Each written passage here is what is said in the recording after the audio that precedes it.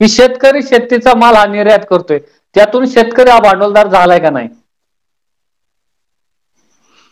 भांडवलदार हा फार मोठा शब्द आहे हो. आपल्यामध्ये सहज वापरायचा शब्द आहे का भांडवलदार म्हणजे? भांडवलदार याचा अर्थ काय आहे ते बघून बोललं पाहिजे ना. म्हणजे जास्त इन्कम वाला शेतकरी म्हणजे भांडवलदार नाही. जास्त इन्कम वाला शेतकरी हा भांडवलदार होत नाही. शेतीची कंपनी ज्यावेळेला होते त्यावेळेला भांडवलदार होतो.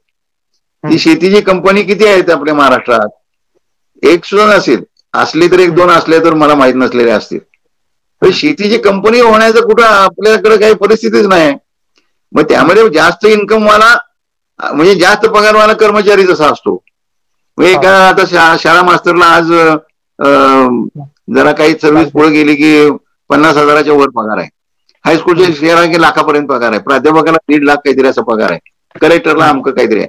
आणि मग आमच्या कर्मचाऱ्याला, बारक्या कर्मचाऱ्याला, शिपायाला हे काहीतरी 15-20 हजार आहे. आमच्या कामगाराला 15,000 रुपये महिना पगार आहे. हे जे आहे यातला जो असा जो फरक आहे तसाच शेतकऱ्यांच्या मध्ये फरक आहे. त्यातनं तो भांडवलदार नाही म्हणताय, त्यांना जास्त इन्कम वाला शेतकरी आणि कमी इन्कम वाला शेतकरी असं स्वरूप आहे. आणि त्यामुळं इथे दोन आंतरविरोध जरूर आहे. कोणाच्यात आहे तो?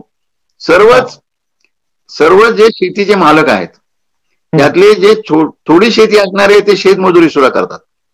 जे थोडी शेतीवाले शेतकरी आहेत ते त्यांना स्वतःच्या शेतीवर भागणं शक्य नाही म्हणून ते शेतमजुरी करतच आलेले आहेत. फार पूर्वीपासून करत आले, आजही करतात. तेव्हा शेतकरी हा सर्रास काहीतरी मोठा काहीतरी भांडवलदार असतो हे समजूत चुकीची आहे. त्याचबरोबर जास्त इन्कम करणारा शेतकरी आहे तो बंगला बांधू शकतो, तर त्याच्यापेक्षा चांगला बंगला त्याच्यापेक्षा चांगला बंगला हा प्राथमिक शिक्षक बांधतो, अशी परिस्थिती आहे. आणि त्यामुळं आपल्याला विचार करताना जो स्वतः शेती करतो, मग शेती मॅनेजमेंट असेल काय असेल करून, आणि कुठेतरी मुंबईला बसून शेती करत नाही, इथं मॅनेजर ठेवून शेती करत नाही, असे लोक फार कमी आहेत. जे स्वतः इथं शेतावर जातात, स्वतः पण तिथं काहीतरी कामं करतात आणि मजूर पण लावावं लागतात, हे शेतकरी जास्त आहेत. आणि स्वतः शेती आणखी मजुरी करणारे शेतकरी हे सगळ्यात जास्त आहेत, असं आपल्याला चित्र दिसतं. शेतमाल निर्यात केला जातोय, याच्यातून शेतकरी सुखी झालाय का? मग समाधानी झालाय का शेतकरी? नाही ना, त्याचा काय संबंध नाही. हे बाजारातलंच आहे हो सगळं. इथला बाजार काय आणि परदेशी बाजार काय, प्रश्न तिथे येतो की खरेदी विक्रीच्या पातळीवरच सगळं भानगड आहे. म्हणजे एक्सपोर्ट केला की फायदा मिळतो असं नाही, फायदा मिळत नाही असं पण नाही. फायदा हा शब्द बरोबर नाही, म्हणजे जास्त इन्कम होतो.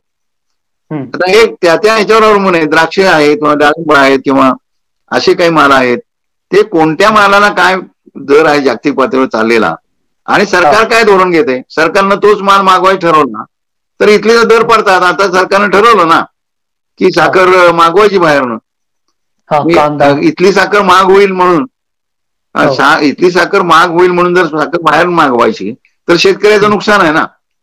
आता साखर हा काय जोंधळा किंवा गहू किंवा असं नाही ना. साखर हे तसं म्हणजे फार अगदी गरजेची गोष्ट आहे अशी नाहीच आहे गोष्ट काय. त्यामुळे साखर स्वस्त होणं याला जास्त महत्व, आणि कष्ट करून शेती करणाऱ्याला, ऊस करी शेतकऱ्याला ते जर तोट्याचं जात असेल तर मग ते चूक आहे ना. म्हणजे त्यासाठी इम्पोर्ट करणं चूक आहे. तो पण शेवटी दृष्टिकोनाचा भाग आहे. आणि सरकार हे साखर विकत घेणाऱ्यांच्या बाजूने आहे, कांदा विकत घेणाऱ्यांच्या बाजूने आहे, टोमॅटो विकत घेणाऱ्यांच्या बाजूने आहे.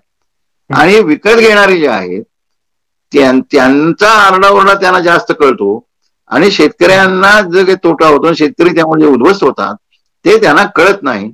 म्हणजे कळतंय पण त्यांचं हितसंबंध त्यांना बघायचा नाही. आणि अशा तऱ्हेची परिस्थिती असल्यामुळे आंदोलन करण्याचा प्रश्न वारंवार येत असतो.